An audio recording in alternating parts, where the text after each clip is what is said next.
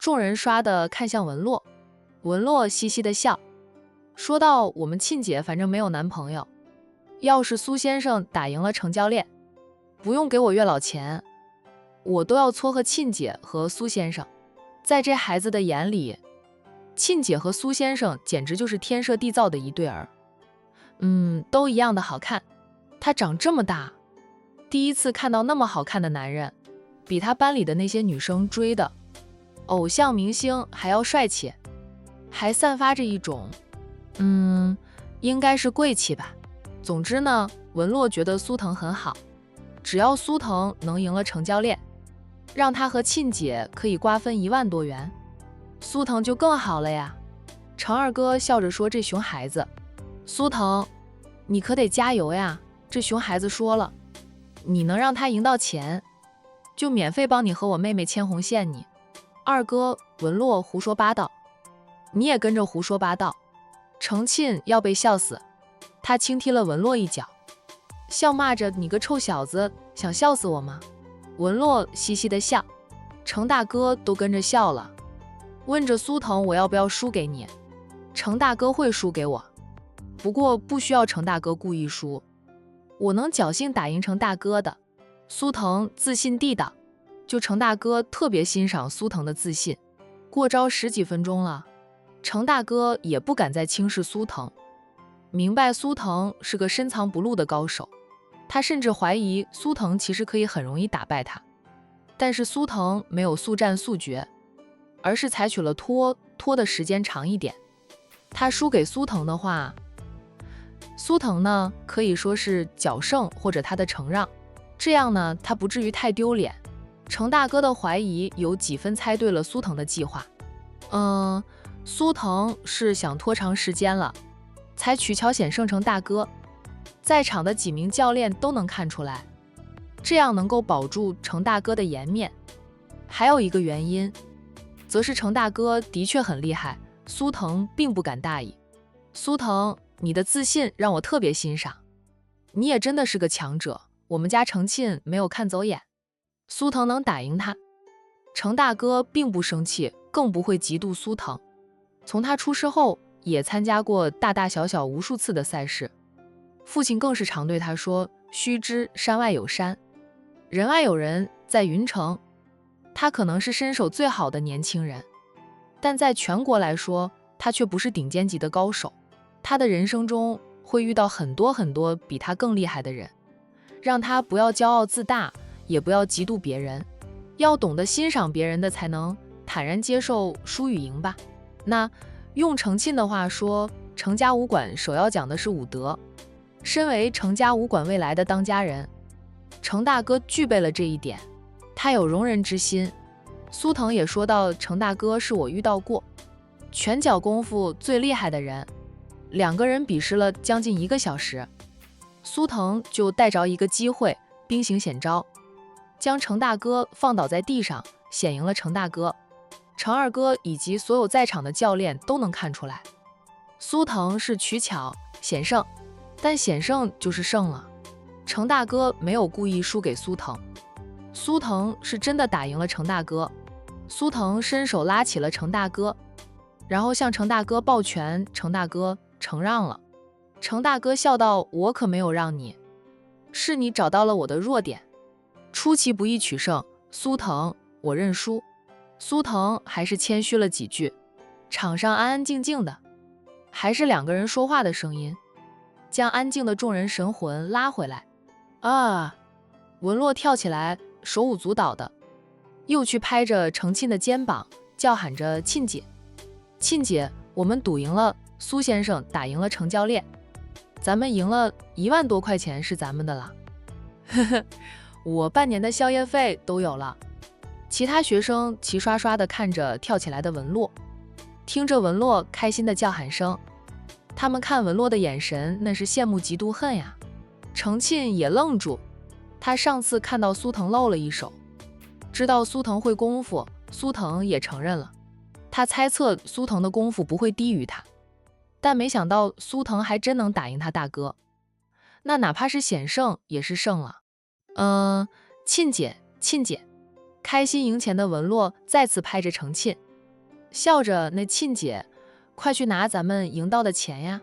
说着，他却跑向了苏腾，不管不顾的一把搂抱住苏腾，开心的大声喊叫：苏先生！不，苏姐夫，我说的，你要是赢了程教练，我就叫你姐夫的。姐夫，你太棒了，你居然打赢了程教练，为我赢了半年的宵夜费。苏腾略一使力便推开了这个开心的熊孩子，好笑的道：你没有看出来吗？是你们的程教练承认我的，我也是取巧，我远道而来，是客人呀，程大哥不想让我输，让我吧。文洛愣住，程教练让你的吗？我没有看出来呢，只看到苏先生你放倒了我们程教练，这样不是打赢了吗？他是学了几年的功夫，还没有达到教练的高度，看不出来苏腾取巧，也看不出程教练有礼让之意。很快他又笑起来，说道：不管苏先生你是怎么赢的，反正我和沁姐呢赢钱了。程沁走过来，一把将文洛提到身后去，对苏腾说道：这孩子赢钱开心的疯了，胡说八道。不过苏腾，你还是赢了，我都做好了输钱的准备，没想到你给我们一个惊喜。说着他却给了苏腾一拳，说你还真是深藏不露呀，不管苏腾怎么赢的，他都是能和他大哥不分伯仲的人，比他都要厉害。在管城的那个晚上他不出手，他应该也能将那些坏人打得落花流水吧。苏腾啊，谦虚的道：真的是程大哥让我的。是程大哥想让你们赢钱，想尝尝输的滋味啊。程沁已经和文洛去拿赢来的钱了，程二哥不情不愿地将那1万多元递给了妹妹，看着大哥，嘴上抱怨着大哥，你是很久没有输过，所以想尝尝输的滋味吗？你想输，跟我说一声，我和你打一架呀。我今天带在身上的全部身家都输给了程沁，接下来我要节衣缩食，省吃俭用过日子，盼着发工资的日子快点到来。程大哥笑道：谁叫你押上你全部身家的？没看到苏腾从头到尾都是自信满满的吗？他们所有人都没有见识过苏腾的身手，唯有妹妹看过苏腾出手，但也不多。苏腾对他们来说就是个未知数。程二哥说道：可是大哥从头到尾也是自信满满的呀。程大哥笑道：我输就是输了，不找借口，你们输不起吗？以往都是你们赢，偶尔尝尝输的滋味吧。赌博嘛，总有输有赢的，输不起就不要再赌。程沁走到一旁去，坐下来数钱，数清楚后便数了1半的钱递给文洛，笑道：文洛，这是你的钱。文洛接过了1半的钱，不过很快他又还回来了1半。他说道：沁姐，我只出了100块钱，不敢与你平分，我就要这么多，也够我吃上半年的宵夜了。给你的你拿着就是，自己存起来，别让你后妈知道。文洛在很小的时候，父母便离了婚，他被判给了父亲，父亲是个沉默寡言的人，离婚后就更加沉默寡言，对文洛也不太关心，将文洛扔给了爷爷奶奶带着。后来再婚，娶了个初婚的大龄剩女。文洛要上学了，被父亲接回到身边，但是后妈厉害，文洛的日子不好过，经常被后妈毒打。小家伙想反抗，毕竟是个孩子，反抗不过，反而被打得更厉害。父亲忙于上班赚钱，还经常出差，对儿子的关注很少，不知道儿子遭受到后期的毒打。文洛的姑姑心疼侄子，帮文洛告过状，但是父亲经常出差，他不在家的时候，后妈会变本加厉，文姑姑一咬牙就自己掏钱帮文洛报了武术兴趣班，想让文洛强身健体，也能学点拳脚功夫，就不至于被后妈欺负吧。这一学便是6年。如今文洛的后妈不敢打他了，便在金钱上亏待文洛了。文洛的零花钱没有同父异母弟弟的多，他上完课还经常去捡些纸箱、瓶子，收集多了再拿去卖掉换钱，自己挣零花钱。刚才掏出来的100块钱，是他爸出差回来了，给他的零花钱，他留着吃宵夜。他这个年纪正是长身体的时候，饭量大，容易饿。都说半大小子吃穷老子，就每天晚上他必须要吃宵夜，否则呢，饿得睡不着。沁姐，我真拿了哦。程沁笑道：“给你的，你拿着便是，存起来，以后学习上要用到钱，不用跟你后妈拿。现在我需要钱用，都是直接跟我爸要的了。他知道了，生气也不敢对我怎么样，顶多就是跟我爸吵架。文洛在程家武馆学了6年，反抗后妈的能力足够。不过程家武馆讲究武德，他就算变强大了，也不能仗着功夫报答后妈。反正现在后妈不敢再对他动手，因为教练带着一班师兄的去过他家里，警告了他的后妈，再熬上几年，成年了，自己有能力后从家里搬出来。苏腾对这个学生印象最深刻的了。哈哈，刚才说要叫他姐夫吗？听了2个人的对话，苏腾大概知道了文洛的情况。许诺地道：“文洛是吧？你认真读书，认真练功，等你成年后毕业了找不到工作，随时来找我，我帮你安排工作。”谢谢苏先生，苏先生，你就是我的偶像。文洛笑着道谢，拿着他迎来的几千块钱，欢天喜地扎入了师兄弟堆里，炫耀去了。这孩子有前途。苏腾对程沁说了句。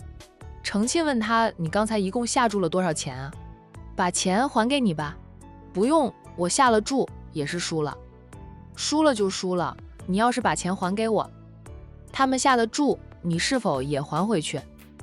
否则就不公平。”“那我不客气了。”程沁将钱揣进了自己的裤兜里，然后掏出手机打电话给一家宵夜档，让老板送上几十份炒粉到程家武馆，是他请大家吃的宵夜。“哎，我们等会儿再去吃吧。”苏腾笑道：“我晚上很少吃宵夜。”“那就不吃了，我是偶尔不吃，可能是我们运动量大吧。晚上不吃宵夜，总觉得饿，饿得睡不着。不过我很多时候都是回家里吃，我妈会给我们做好宵夜。”程沁打电话叫人送宵夜后，起身对苏腾说道：“咱们走吧。”“不打扰他们上课。”苏腾刚和程大哥比试比赢了，学生们都还处于震惊之中，怀疑是一场梦呢。好，苏腾跟着程沁走。程沁对2位哥哥说道：“大哥、二哥，我带苏腾出去走走，你们等会儿回家不用等我们了呀。”程大哥应着知道了，带苏腾去逛逛街，帮苏腾买点生活用品。程沁嗯了一声，带着苏腾走出了武馆。从武馆里出来，程沁崇拜地问着苏腾：“苏腾，你是跟谁学的这身功夫？我看你学得很杂，却又样样都精，少说也学了20几年吧。”从程沁的眼神里看到崇拜，苏腾就知道自己决定打赢程大哥是对的。程沁就是欣赏强者啊，是学了20几年了，师傅很多，都是我爸送我去学的。每次我爸说我不学好，就不让我回家，我就拼命学，所以每拜一位师傅，我都是那位师傅所有学生中最厉害的那个。程沁，原来如此，我打赢了你大哥，你是不是觉得很意外？有点意外。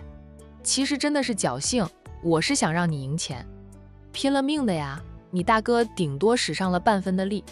程沁笑：“你不用哄我的。”“那我能看出来，不过赢钱的感觉是很爽，呵呵。”赢的那一瞬间最是精彩，因为全场都静默了，还是文洛那熊孩子打破静默的。想起刚才的情景，程沁还是忍不住笑。“你没有带着生活用品过来吧？我家里不知道有没有新的，预防万一，我带你去商场买点生活用品吧。”苏腾答道：“我计划是住酒店的，酒店里有日常用品，所以我没有带。咱们是朋友，我家里地方也够大，以后过来出差就住我家里，我会觉得不好意思的呀。”要不我给你房租吧。程庆说道，我都是住在我父母名下的房子里，就算你要给房租，也该是给我爸妈。他们收就收，不收就不要再提起。我想我爸妈不会收的，他们很欣赏你。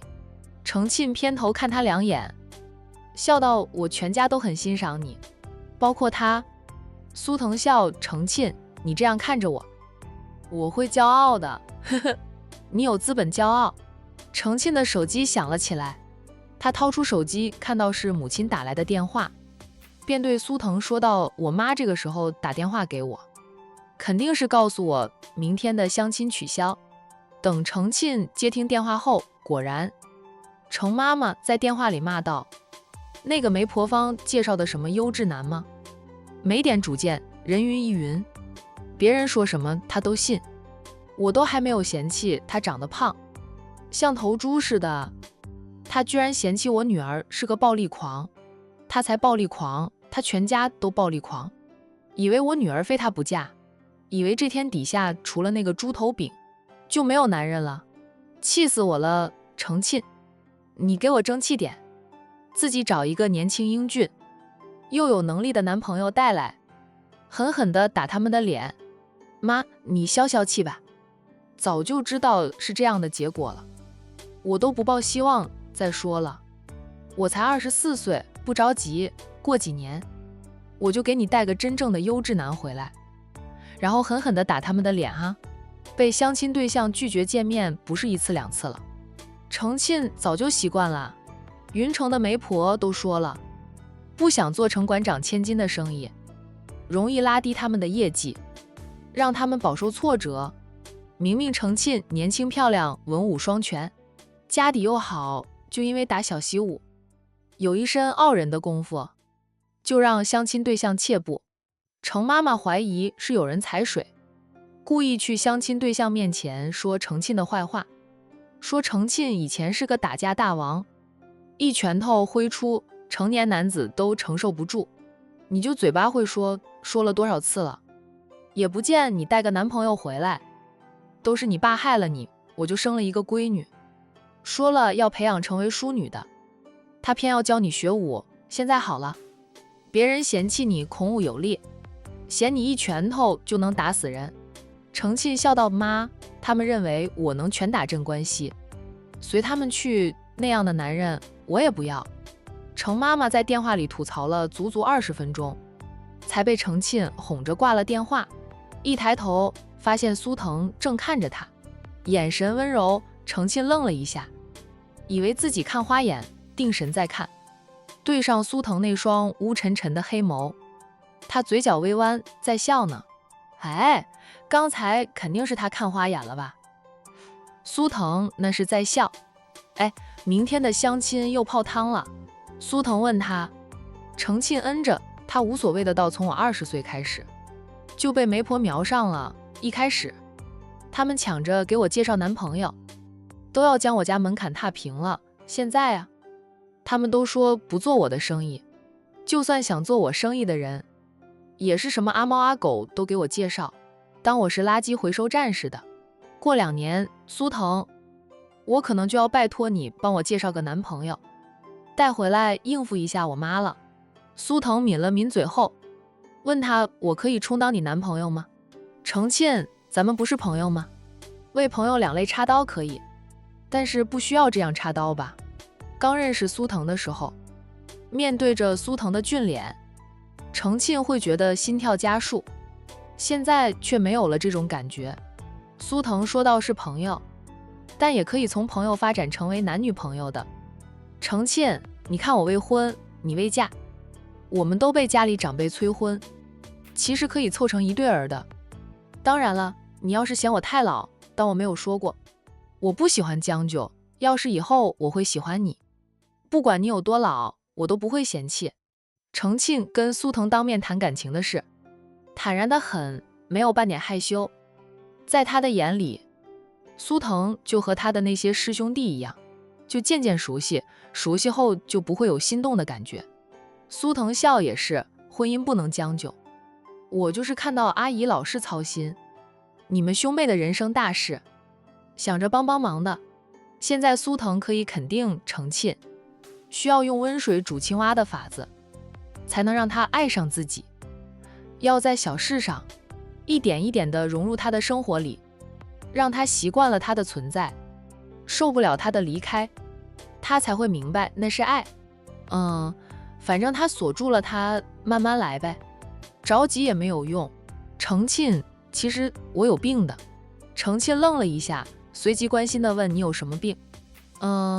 看不出来呀，你看着比谁都要健康。我有寡情病。寡情病？没有听说过这种病啊。苏腾向他解释了一番。程沁这么说，你是不能结婚的了。怪不得你这么优秀，一直没有女朋友啊。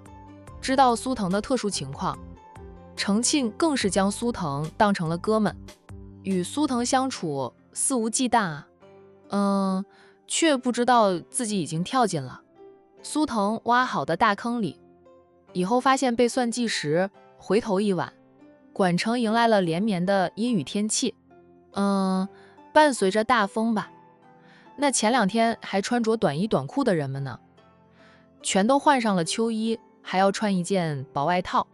管城的冬天不冷，而且现在还没有入冬，但是骤然从30度的气温降到20度，人们就会觉得天气巨变，主要是习惯了热。宁云初睡到半夜，觉得冷，本能地往身边的男人怀里钻去。迷迷糊糊的战一晨察觉到有东西往他的怀里钻，本能的就要推开，触到了宁云初后，他马上清醒过来，睁开眼看着钻入怀里的娇妻。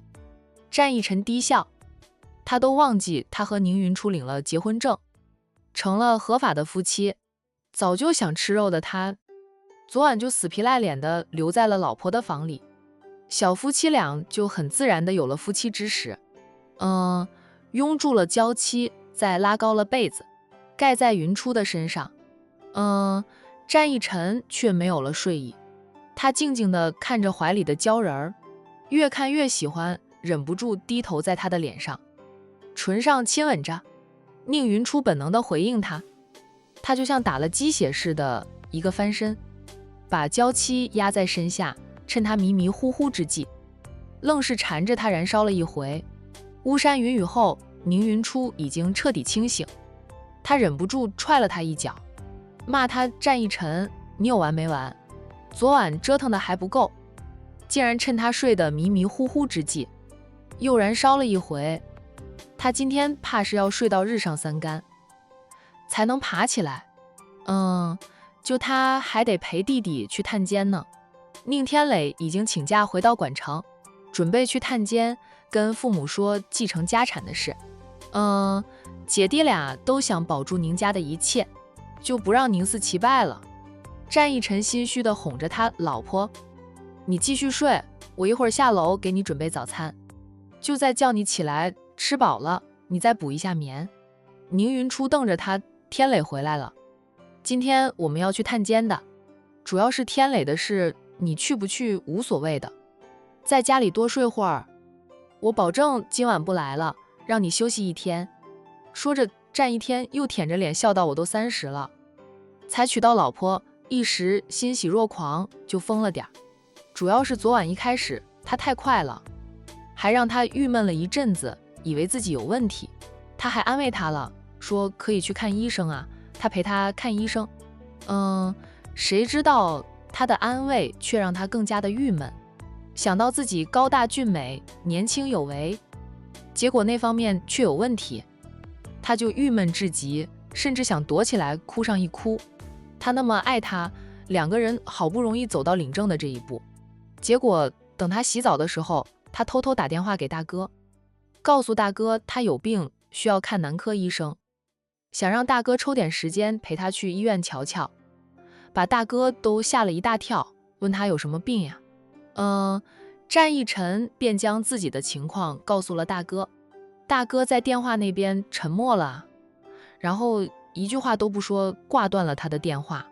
不久后，大哥给他发了很长的一段信息过来，看过了大哥发过来的信息，他才知道怎么回事。然后待着洗完澡的他重新试验一番，哎，就越试越上瘾，过分了点儿。宁云初又踹了他一脚，不过力道不大。我要洗澡。好好好，我去放洗澡水。战一晨在他的唇上戳吻一下，那人跟着滑下了床，心情愉悦地向浴室走去。看着他屁颠屁颠的样子，宁云初嘀咕了一句男人在床上说的话，半句都不能信。饿狼，在心里默默地骂了几百遍的饿狼。宁云初的气才顺一点。半个小时后，战一晨神清气爽，心情美丽地走出了房间。哼着小曲下楼去给老婆大人准备早餐。刚下到1楼，就看到小舅子一身运动服从外面进来。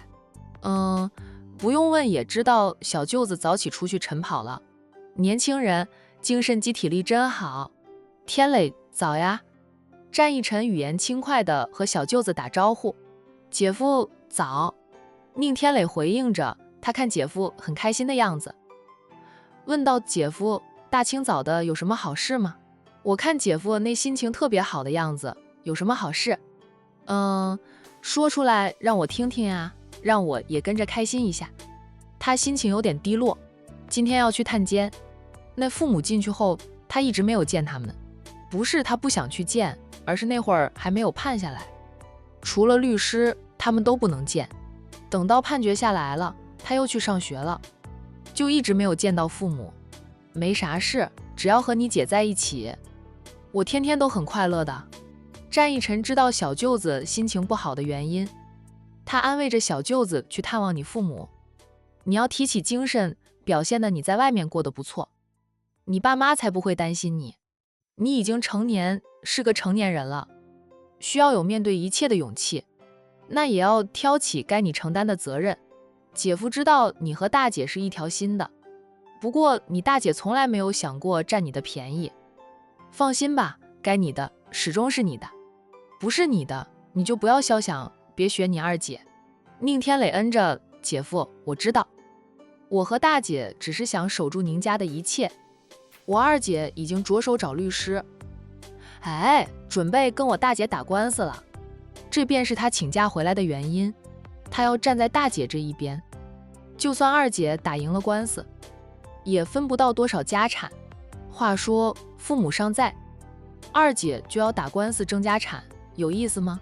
主要父母配合她将家产都转到她的名下，二姐打官司就能争到家产，除了二叔的家产，余下的便是她父母的。父母又不是80、90岁的老人，他们才50几岁而已，头脑清醒得很，父母的财产愿意给谁就给谁，他二姐生气都没用，哪怕跟他或者父母老死不相往来，也改变不了。当然了，这一点宁天磊不会告诉二姐的，就让二姐去折腾吧，到头来竹篮打水一场空。你去跑步了吧，上楼去洗个澡，换身衣服就可以下来吃早餐了。我去做早餐，你想吃什么？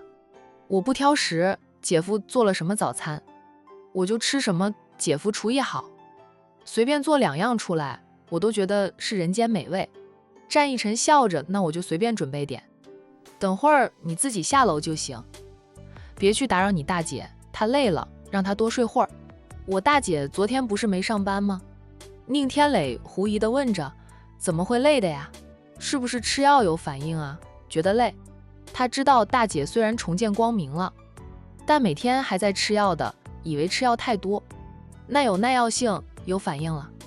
没有，就是昨晚和我聊天聊得太晚，凌晨才睡，现在天色还早得很，他睡得不够，就让他多睡会儿。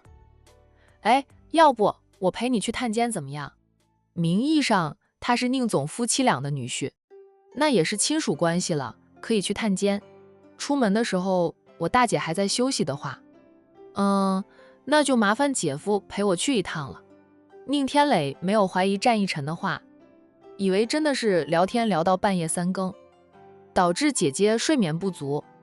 门铃声响起，宁天磊就嘀咕着大清早的谁来了？姐夫，我出去看看。战一晨嗯了一声。等宁天磊出去后，他转身进了厨房，给姐弟俩准备早餐去。宁天磊走出主屋，往别墅大门口走去，门铃声改成了拍门声，还伴随着他熟悉的叫喊声：“宁云初，你给我出来！宁云初，你冻结我的银行卡！你凭什么冻结我的银行卡？”大清早跑到宁家来按门铃的人正是宁思琪，他是昨天晚上带着2个姑姑，还有表兄弟们出去吃宵夜，自然是他豪气的请客。他拿出自己以前经常用的银行卡，想刷卡的时候，服务员告诉他，他的银行卡用不了啊。不得已，他花了现金，就是他从保险柜里拿到的那几万块现金。郑太太给他的那张银行卡里的3万块钱，也被他取了出来。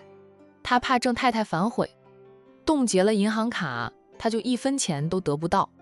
拴在后院养着的几条狼狗，晚上的时候是放开绳子的，现在还早，看管着几条狼狗的佣人还没有拴住他们。听到宁思琪的叫喊声，那4条狼狗从后院冲了过来，直奔别墅大门口。宁思琪恨不得把大门都拆了。当他看到那4条狼狗冲过来时，吓得他连连后退，再也不敢喊叫，还满脸惊恐。看来他被这几条狼狗吓得不轻，也是都被咬了一口。他对这几条狼狗有了心理阴影，虽说管家赔了钱给他去打了狂犬疫苗以及血清，但是被咬过的地方现在还有点痛呀。而且当时被狼狗追咬的情景，他晚上都还会做噩梦。在心里，宁思琪是恨极了宁云初的，就他以前可没有放几条狼狗撕咬宁云初呢。再说了，他以前整治宁云初的时候，哪一次真正占到便宜的？那个瞎子看着总是不声不响，一副软弱可欺的样子，其实狡猾如狐狸。他每次栽在宁云初的手里向母亲告状时，就算母亲偏向他，就会帮着他出气，却也会把他骂一顿。骂他连个瞎子都对付不了。天磊，你什么时候回来的？看到弟弟了，宁思琪又上前2步，但不敢挨着门，怕那几条狼狗扒在门身上呢，咬他。天磊，快叫人把这几条畜生拉走，我看到他们就腿软，你是不知道的。你大姐那个瞎子心太狠了，他居然放狼狗咬我。天磊，你可得替二姐出气啊。宁天磊想喝退那几条狼狗，由于他很少在家里，几条狼狗并不听他的话，没有围攻他算不错的了。还是佣人听到狗吠声赶紧出来，看到这情景呢，佣人小跑过来，少爷没吓着你吧？佣人歉意的道。我刚起来，一不留神他们就全都跑到前院来了，我马上把他们带到后面去拴住。白天没有大小姐的吩咐，不能放狼狗到处跑啊，怕会伤到人，必须拴住，晚上要看家护院，才会放他们自由活动。没吓着我，不过他们也不听我的，你把他们带回后院去拴上绳子。佣人看了宁思琪2眼，算是明白几条狼狗大清早往前院疯跑的原因了。他叫走了几条狼狗带回后院去，那1人4狗走了之后，宁天磊才去开门。二姐，大清早的你跑来鬼叫什么？惹着大姐生气，有的你受的。宁天磊是不喜欢这个二姐，毕竟是同父同母的亲姐姐。他的态度还算可以，以为我想来，不，这是咱们的家呀。天磊，这是咱们的家。那个瞎子趁我还没有出来，趁爸妈进去了，就霸占了我们的家产。我出来后，他仗着占家的事，把我赶出去，不让我回家。家里的工人几乎都被他换了个遍，没有被换的都是没有整个他的人。宁思琪向弟弟告状，你以为我想大清早跑到这里来鬼叫？那个瞎子不接我电话，不回我信息，我昨晚被气到现在。好不容易天亮了，我肯定要来找他算账的。他还没有起来吗？宁思琪在弟弟打开了大门后，是往里走，却不敢横冲直撞。走了几步还停下来，小声问着弟弟。宁天磊答道：大姐还没有起来，姐夫起了，在里面做早餐。二姐，你不要开口闭口都瞎子的，那是我们的大姐，你当她是大姐，她却要霸占我们家的家产。宁思琪听到战一晨在里面做早餐，便不敢进屋里去。别看他气势汹汹而来，一听到战一晨的名字就胆怯了，都忘了自己想要勾引战一晨，从宁云初身边抢走战一晨的想法。天磊，我们到凉亭那里坐坐。二姐就不进屋了，那个瞎子命好，不知道用什么办法勾得战一晨宠着他。战一晨对他极好，对我们却无情得很。二姐有点怕他们。天磊，咱们是同父同母的亲姐弟，在这个时候，咱们姐弟俩要同心协力，守住爸妈留给我们的家产，绝对不能让宁云初霸占了。宁思琪拉着弟弟走到不远处的小凉亭下坐下来啊。天磊，二姐来得及啊，还没有吃早餐，你进去拿些点心水果出来，让二姐垫垫肚子。还有，你有钱吗？给二姐拿点钱，要现金有多少就给多少。二姐现在租住在外面，样样都要花钱。二姐没有工作，没有收入来源。那个杀千刀的瞎子又冻结了我的银行卡，让我花不了钱，差点连给车子加油的钱都没有。宁思琪向弟弟倾诉着自己的悲惨，不停地骂着宁云初的心狠手辣。二姐，宁天磊严肃地道：这个家大姐也有份的。不，这栋别墅是二叔留给大姐的，房产证上是谁的名字？大姐说二姐也看过的了。你过来的那天，大姐也打电话跟我说过，你不是从妈的保险柜里拿走了几万块钱吗？哎，这么快就花完了？就几万块钱哪够花？我又不知道银行卡被冻结了，想着拿回了银行卡和手机，便可以像以前那样有着花不完的钱任刷银行卡。然后我那几万块的现金就花得差不多了，仅是请2个姑姑和表兄弟们吃宵夜，都花了我好几千块钱，又给他们买东西，我也租房置办家具呢，几万块钱又不是几百块，哪经得起花呀？就算这栋别墅是二叔留给他的，但是您家的家产都是我们父母打拼出来的，从我有记忆以来，就记得是我们的父母早出晚归的，忙里忙活，您家才有今天。宁瞎子想坐享其成，没门。对了，他看得见了，那个什么程医生太厉害了，居然能治好他的眼睛。就小姑姑带着他到处寻医问药10年都治不好呢。宁思琪恨得牙痒痒的，他的运气咋变得这么好的？会不会是他偷偷的养小鬼，吸走了我们一家人的运气，然后我们倒霉，他就走大运？肯定是这样，他肯定养小鬼帮运了。宁天磊一脸黑线，二姐，你电影看多了，大姐没养小鬼啊？行了，你别说了，我进去拿点钱给你，不要倒是跑来找大姐吵架。你现在怪大姐对你不好，怎么不想想在大姐失明的那10年里，你都做了多少伤害大姐的事？